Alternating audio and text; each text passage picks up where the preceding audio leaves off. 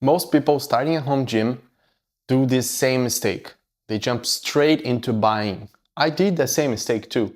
So here in this video, we're gonna break down a little bit of things that protect you from making that same mistake. If you're starting a home gym or if you're actually rebuilding your home gym, this video is for you. I came up with a process to protect myself and maybe you, yourself, and others from making the same mistake. And this process starts with the first phase, which is planning. Planning is important for two things. The first one being that you need to understand what are your goals and needs. So for example, if you want to build muscle, or if you want to get stronger, or if you want to lose weight, probably the equipment that you're going to need is going to be different. And the second thing is the limitations.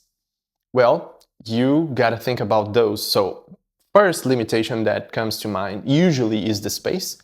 Of course, you have some space limitation, or if it's like a big one or a small one, maybe it's a one-car garage, same as me, or maybe you have plenty of room and that's like still a limitation, but it's not as much.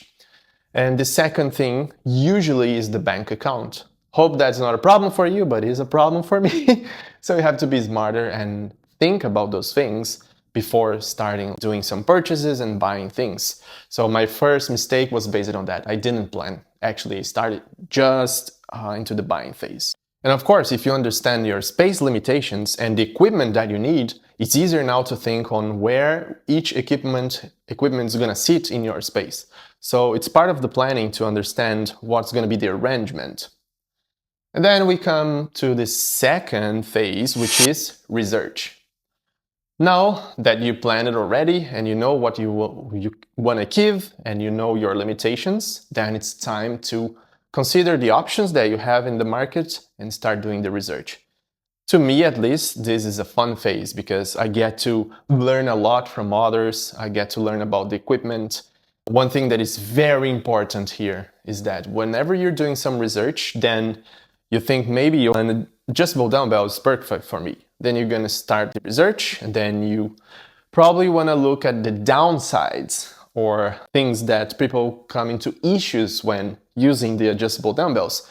You might learn that you probably need a full set of dumbbell, invest more money into that if that's not a limitation.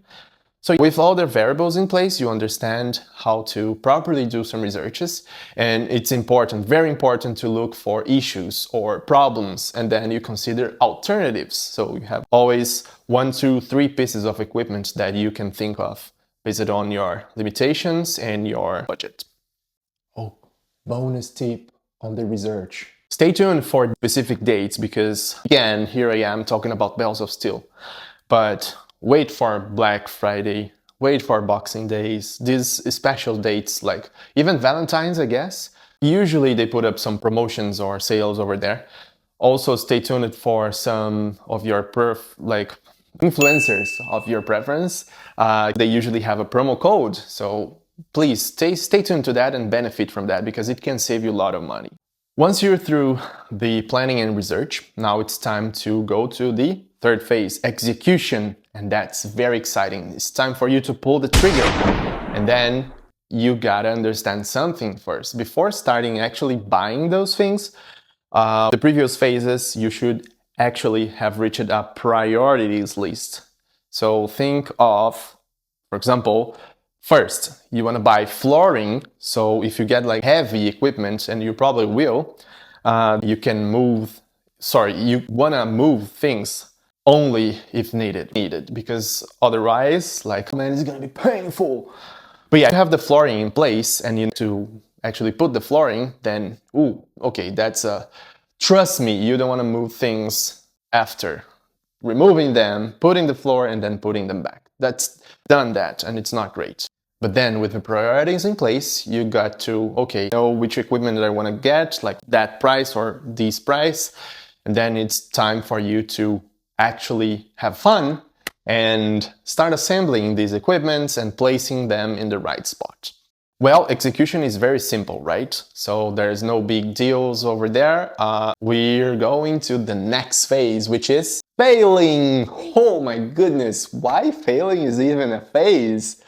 Well, Failing is part of the process. Everything in life, you're probably gonna make mistakes, and it's fine. Doesn't matter if you're watching like of YouTube videos, probably gonna fail, and that's part of like nature. Actually, we make mistakes every single time, so that's all good. But let's talk a little bit about these mistakes and why we have this specific phase. Well, first thing, you maybe mess it up in some of the previous phases and you just learned that after the execution. And that's fine. Everybody does that. Because let's say you thought and you visualized something, and then when you place it, the equipment over there, and you started actually using it and feeling it, then you learned that, okay, not good at all. I need to change that. And then you get back to one of the previous phases. You get to either revisit the planning phase and say like, I need a totally different piece of equipment because that's crap. I made the bad judgment over there. That's not working for me. That's not my preference. So you go back to planning, then you figure out like, I need this equipment actually. Then you go back to research, go back to the execution, and then see if you're failing again or not. Hopefully not. Maybe your mistake was around, okay, I thought this brand was the best in the market, but it's not.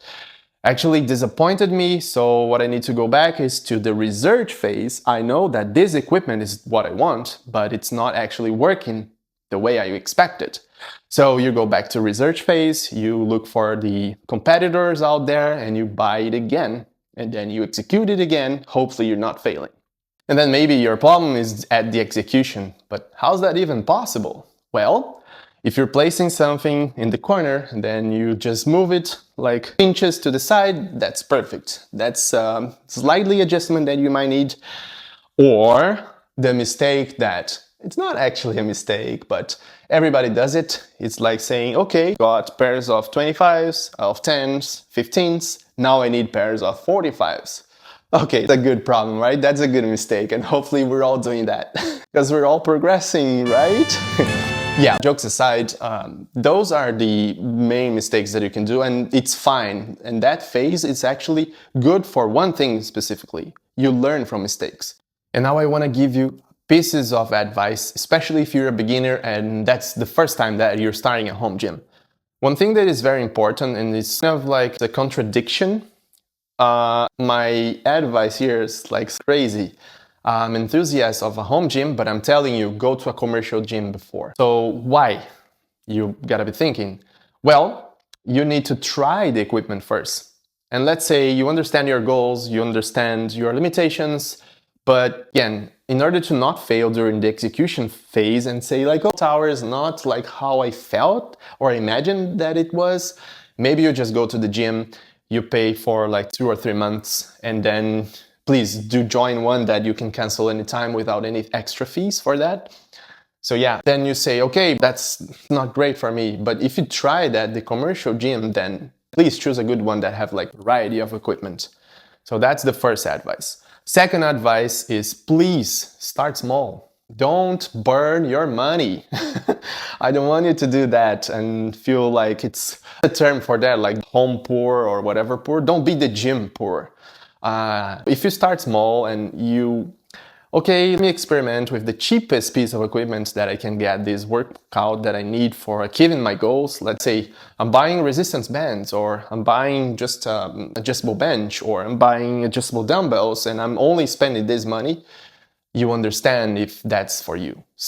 The home gym is not for everybody, I must say. I want to recommend for everybody, but I know that it's not for everybody because same as working from home, like say it's not for everybody, but I know people need like social interaction. Some people need to leave their home and do their thing, you know. But yeah, you are someone like that. I don't want you to waste money over there, right? And the third thing is that please keep in mind that home gym is cool, buying equipment is cool, planning like through all these phases, this process is good. But the main goal here is for you to achieve your goals or stay fit and build consistency. So I want you to be in a spot where, okay, I'm building a home gym and I'm about to be happy here, and that helps me with the consistency. So I'm enjoying this actually, enjoy the process, enjoy the equipment that you're buying. If you're not enjoying, then make a decision. Either that's not for you or it's not the right equipment. So yeah, try to do your best judgment and follow these advices, and I hope you'll be happy with your home gym. And if you enjoyed this video, please smash the like button. Please subscribe to the channel. Please drop your comments below. Share this video with your friends. Do as much as you can to help this channel, because I'm looking forward to generate more and more similar contents than this. I love new ideas, also love the feedback that you guys give me. And I see you on the next video.